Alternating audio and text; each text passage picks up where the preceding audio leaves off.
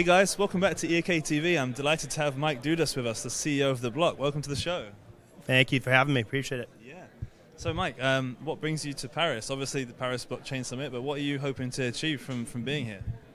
Absolutely. So what I'm most excited about over the past couple of months, we've primarily for the last year been a U.S.-based company, The Block. Yeah. We're a news, media, research, and information site and newsletter meant to sort of cut through the clutter and noise of the blockchain, crypto, and digital asset ecosystem and reach folks globally. And I hadn't spent enough time outside of the U.S. 55% of our readers are in the U.S., and so really felt as if I needed to get out there on the ground and meet both the builders, but also the enthusiasts. So this month I made it a point, I made it to South Korea, to Deconomy, one of the largest conferences in the world. It was fascinating. I mean, it was literally an arena-sized group. It was, I think, thousands of folks and a lot of retail. It's a very different dynamic than Europe.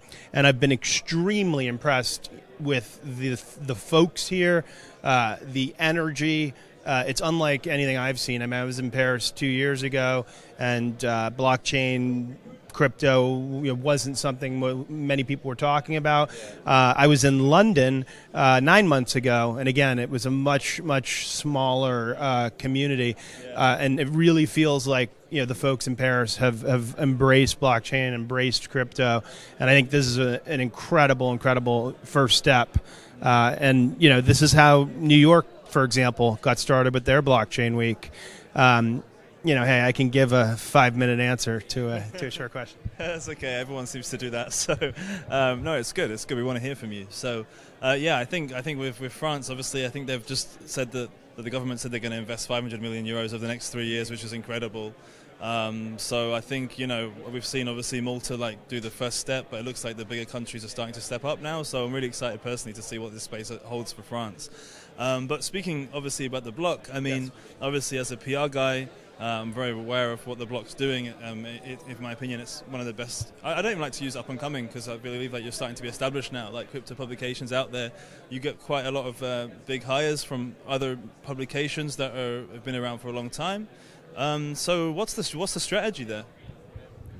Great question. It's certainly a different strategy than what we've seen historically in the space. I break the coverage of this space into a few different categories historically. One is mainstream media, who typically thinks about price, covers price, makes that the focus. I like to call Bloomberg Doomsburg. And their disclosure, they're an investor in the block, but there's a Chinese wall between the investors and the editorial. And basically, mainstream media, they employ journalists, and so those folks really need primary source folks to educate them on the things that they're covering, and they often don't test and use the products and aren't parts of the community. And when you get into an ecosystem as complex as this one, with as much potential and that's frontier technology, you really need multidisciplinary skills. So. Mainstream media not doing a great job, getting better, and I think as we challenge them and others do. Then you had sort of really focused media, the CoinDesks of the world, and there's no question they had gotten complacent. Consensus was a shit show last year. I mean, it was literally you couldn't move. So, hey, great revenue driver, but not a great experience. So I think that it was clear to me and to others in the sort of run-up of 2017, 2018, that a dedicated crypto-native company was needed with true experts. So, I saw that opportunity. I'm an entrepreneur. I'm not, somebody who comes from a journalism background. I've started tech companies. I've worked at Google Wallet, Braintree, Venmo, which is where I met the Coinbase team, and then started a company called Button. So, I'm an entrepreneur. I've been very successful, and so we've approached this very differently than a media organization. That's not our long-term goal. Our long-term goal is to become the professional network for the digital asset ecosystem, and we have a 3-phase goal to get there. Phase 1 was become the most reputable, free media and information site, and newsletter.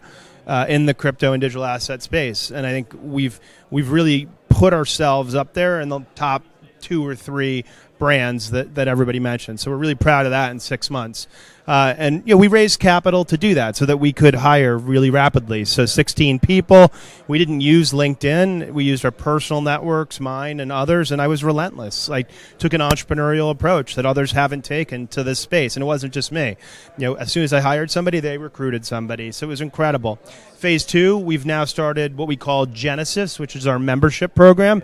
It's not cheap. Right now it's priced for the professional, but we feel like we provide a tremendous amount of value for that $1,000 a year or $125 a month. It's meant, again, for the professional, the person who can expense it or wants an edge. And we're actually introducing a Slack chat to that, analyst calls, and really making it a full-fledged research product. So we're really excited. And then we'll start to layer in events and social things and profiles, and over the next 18 months move it more into this digital asset social network that I've mentioned.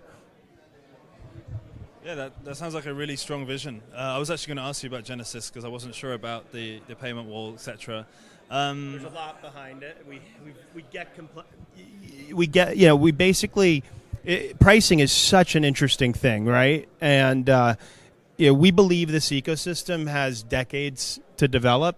So provided that we keep our burn reasonable and run this like an efficient business, which we've been doing, no overhiring, and raising the proper amount of capital, we're about to complete a second round of funding, and that will put us well into next year, which is really exciting and gives us the flexibility. Price where we think we have the ability to continue to improve the product and earn more and more customers as we find people attracted to that price point. It also gives us the ability to go up and down, to introduce a retail product at a lower price point when the retail market comes back, hopefully in the next year or so, and to price higher for much more one-on-one service.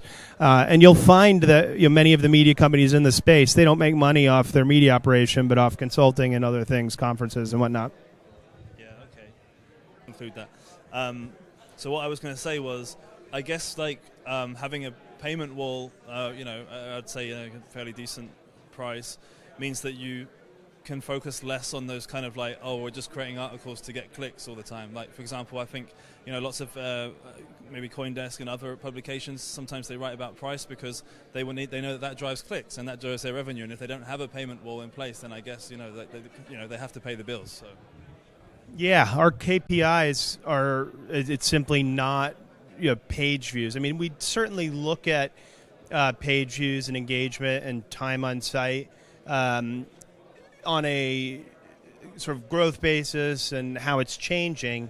And it's a KPI because how many folks come to the site, how long they stay. On the free material is certainly top of funnel to get folks to our paid product. But at the end of the day, it's how many folks are signing up for that paid product. Are they churning? The folks who sign up for the monthly product, are they churning? Eventually, the folks who sign up for the annual product, are they pleased? We do surveys. How engaged are they in reading? But to your point, we got to stretch a little bit too thin where we were putting too much product out. And felt maybe over the last couple of weeks like, hey, quality might be suffering. So we're going to pull back a little bit, and we're never going to cover everything. We like to say though that we're the first and final word in digital assets. We'll cover the things that absolutely matter. That we feel like you first, we're the first thing you check, and then on the things that really matter, we're the final word in terms of doing that really detailed analysis. Okay, cool. So is there specific kind of new media that you specifically target to write about? So you mentioned in-depth analysis. Is it less of a news site and more of an in-depth kind of? Is that what you're going for there? Correct. Yeah. So the long-term vision would be something like CB Insights, which for tech is more of a tech analyst, deep research site, and I think the way that they approached it is they hired a massive sales team enterprise sales team to go out and attract customers. Where we're focused is we're actually using sort of the information, Jessica Lessons style, high quality reporting as our top of funnel. And we think that model will work. And we think it works because we're covering a smaller surface area, right? This digital asset, sort of thin edge of the wedge that over time we think will become a bigger part of the overall asset ecosystem. Okay. Thanks for explaining that to us. So, I mean, from my perspective, there's been quite a few up-and-coming publications that are, that are like, well, then again, you're always fighting on Twitter, actually. So what's that all about? You seem to be aiming at CoinDesk quite a lot. So, look, I'm a fiery, competitive person, and I think that the way I engage online, you sort of punch up, like, CoinDesk is the giant, and hey, we don't like them. Like, they want exclusives to cover things, and that means that we don't see that news, and so it's a competition. And if they get an exclusive, it's something that we're not able to provide to our readers in real time. So there's a real competition. Their editor, Pete Rizzo, is not one of my favorite people, but their team, they have really quality people, and their reporting has been getting better. I'd like to think we're playing a part in that by really pushing them. So I have respect for how they've really dialed up their coverage and quality. In terms of the new breed, we tend to have fun. I would call our peers, certainly on just the journalism side, Breaker and Decrypt Media. They're fun, and we just kind of play, even if it looks like there's arguments. But you like to create a little bit of drama, not too much, and so we're going to be moving away from that as we focus more and more on research. Unless the research itself, or unless the journalism itself is dramatic, meaning there's a scoop, there's a investigative report like our blockchain terminal one, where we were able to discover there was a real fraud. Let the news do the speaking versus the newsman. But I saw that spat actually about the exclusive thing. I don't see a problem with a publication asking for an exclusive. Like, if I came to you with an exclusive, surely that's of more value to you than if I came to you without an exclusive. Like, is it a problem asking for one of those things? Yeah, that's one of those things where it didn't quite get explained properly on Twitter. It was more than an exclusive. It was, we will not cover this if the block is also covering it. Right. So it went a little bit further than that. Right. It is what it is, right? These are... again, competitive people, and they're bigger, and that's a tactic. I wouldn't even call it unethical. I was actually surprised to see Pete lose his marbles over that one. He's an experienced dude, and he knows what he knows what he's doing, and how how to run that business. So. Look, it's a conference business at the end of the day. No matter, they need to keep their brand at a certain level so they can make money on the conference, just like we need to keep our journalism and our brand at a fantastic level so that people trust our research, what they're paying for, that they want to engage with us, and then in the long run that they want to affiliate with this digital asset professional network that we plan to create. So I saw you had some impressive recent hires. Is it Frank Chaparro amongst them? Tell us some of the writers that you've managed to get on board and who we should be looking out for. So we feel like we have the best young talent in the business, and young doesn't mean I don't mean that to say they're up and coming. Like, these people, like Frank, is a absolute star and an absolute veteran. I'm sure everybody is trying to poach him, and but we are building a startup. We're not a news organization, again, where it's just, hey, transactional, pay cash, and go report and do your thing. We're very different. We're building something where the journalism is better because, another hire that we made was Larry Cermak from DIAR, the research organization. Arjun Balaji, who's one of the most brilliant people in the space, is part-time for us, but spends a significant amount of time with the team. Stephen Zhang, our head of research, is incredible, had worked at Cheddar and other places. So we've been able to hire what I call crypto natives, and folks who are deep in the community, and they're different. So you have everybody from a Bitcoiner and Steven to a no-coiner and Larry. We have an Ethereum, I call him an F-head, and Matteo. And then we have, Frank, who's really your Wall Street grinder. And then we've been fortunate. We hired a woman, Isabel Woodford, who's actually at this conference, and her beat. She covers a lot of personal stories, a lot of investigative journalism, and Europe. So she's here today and meeting a lot of different folks, and really excited about the discipline that she brings. So obviously, as I mentioned, obviously with the block getting more and more of a reputation as one of the leading media in the crypto and blockchain space, what would you? I imagine you guys are getting pitched left, right, and center from loads of different PR agencies, probably like us. What would your message be to our companies about how to pitch you guys? What stories you'd be interested in?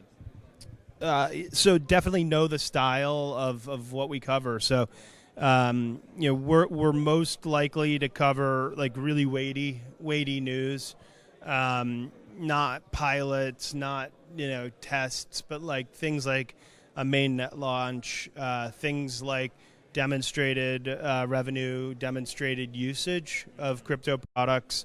We're tough. We're a tough one. We like to be able to talk and touch the product, whereas we know some people don't. They'll just kind of take the press release at face value. So if the company's willing to engage, I think that's really important. And I think trying to email the reporter directly. Our email aliases are pretty simple. It's Larry at Mike at Frank at, and so. But yeah, we're selective just because we have limited resources, but we are growing, so we can do more. Perfect. Okay, so now just changing this focus a little bit into the news right now. Obviously, last night was quite big. Obviously, Binance decided to delist Bitcoin SV. What's your views on that whole situation? So it's a move that, while controversial, is one that obviously a private centralized exchange has the right to take, and CZ was very clear that if Craig Wright continued to harass folks within the community and threaten with lawsuits and